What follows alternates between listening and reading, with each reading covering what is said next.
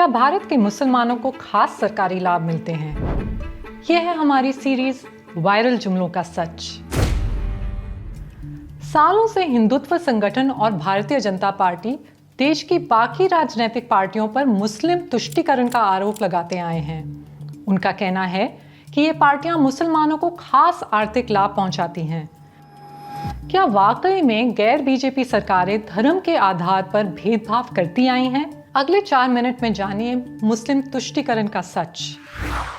अगर Muslim appeasement का आरोप सच होता तो मुसलमानों की हालत काफी अच्छी होती, मगर ऐसा नहीं है। सामाजिक और आर्थिक रूप से मुसलमान सबसे कमजोर हैं।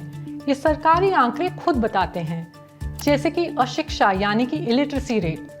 दूसरे धर्मों की तुलना में मुसलमानों में इलिटरेसी सबसे ज्यादा है।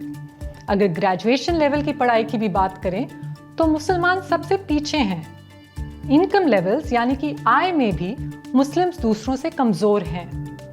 भारत की आबादी में मुसलमान 14% हैं, लेकिन बॉम्बे स्टॉक एक्सचेंज में टॉप 500 लिस्टेड कंपनियों की सीनियर लीडरशिप में मुसलमान 3% से कम हैं। ऐसे बहुत सारे उदाहरण हैं, गिनाने लगेंगे तो इस लिस्ट का कोई अंत नहीं मिलेगा। लेकिन फिर भी तुष्टीकरण का आरोप लगाया जा रहा है, तो आखिर उसका सबूत क्या है? अगर आरोप लगाने वालों से पूछो तो वो 2006 में प्रधानमंत्री मनमोहन सिंह के उस बयान का जिक्र करते हैं जिसमें उन्होंने कहा था कि देश के संसाधनों पर मुसलमानों का पहला हक है। कांग्रेस बातें तो बड़ी करती है, लेकिन सच्चाई ये है कि यूपीए के टाइम पर अल्पसंख्यक यानी माइनॉरिटीज वेलफेयर का बजट यूनियन बजट का सिर्फ 0.2% हिस्सा था। मोदी सरकार में ये बजट और घटकर 0.07% हो गया है।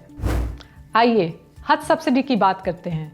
वैसे तो ये सब्सिडी 2018 से खत्म हो गई है, लेकिन फिर भी हिंदुत्ववादी संगठन अक्सर इस बात को उठाते हैं कि मुसलमान सरकारी पैसे पर हज की यात्रा करते आए हैं। आखिर हज पर कितना सरकारी पैसा खर्च हुआ है?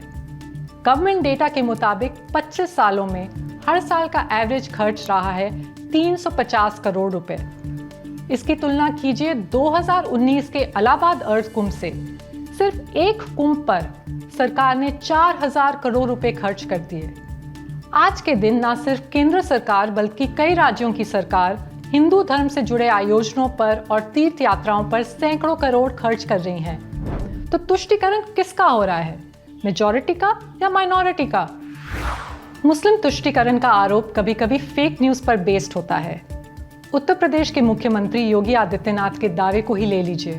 योगी ने दावा किया कि समाजवादी पार्टी की सरकार के दिनों में दिवाली के मुकाबले ईद पर ज्यादा बिजली सप्लाई की जाती थी। क्या वाकई ऐसा था? हमने आंकड़ों की पड़ताल की, नतीजे चौंकाने वाले थे। समाजवादी पार्टी की सरकार के दौरान दिवाली पर ईद से ज्यादा बिजली सप्लाई की गई, जबकि बीजेपी सरकार आई तो ठीक उल्टा हुआ, दिवाली से ज्यादा ईद पर बिजली की सप्लाई हुई। तो क्या इसका मतलब ये कि समाजवादी पार्टी नहीं बीजेपी तुष्टीकरण कर रही है मुसलमानों का? असल में बिजली की सप्लाई का नाता त्योहार और समुदाय से नहीं, बल्कि गर्मी सर्दी डिमांड सप्लाई सिचुएशन से है।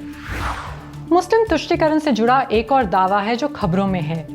ये दावा है कि कांग्रेस समान नागरिक संहिता यानी कि यूनिफॉर्म सिविल कोड को लाने के खिलाफ है, क्योंकि वो चाहती है कि मुस्लिम पुरुष एक से ज्यादा बीवी रख सके। यूसीसी में तो जितना मुसलमान लोगों को मिला, सब लोग चाहते यूसीसी हो। कोई मुसलमान लड़की नहीं चाहते कि मेरा हस्बैंड मेरा 3 छोटे वाइफ लेके आए। क्या आप यूसीसी और पॉलीगमी की हकीकत जानना चाहते हैं? पढ़िए हमारी किताब लव जिहाद एंड अदर फिक्शंस, जो सभी मेजर बुक स्टोर्स में उपलब्ध है। आप इसे ऑनलाइन भी ऑर्डर कर सकते हैं, लिंक डिस्क्रिप्शन में है। तब तक इस वीडियो को शेयर कीजिए।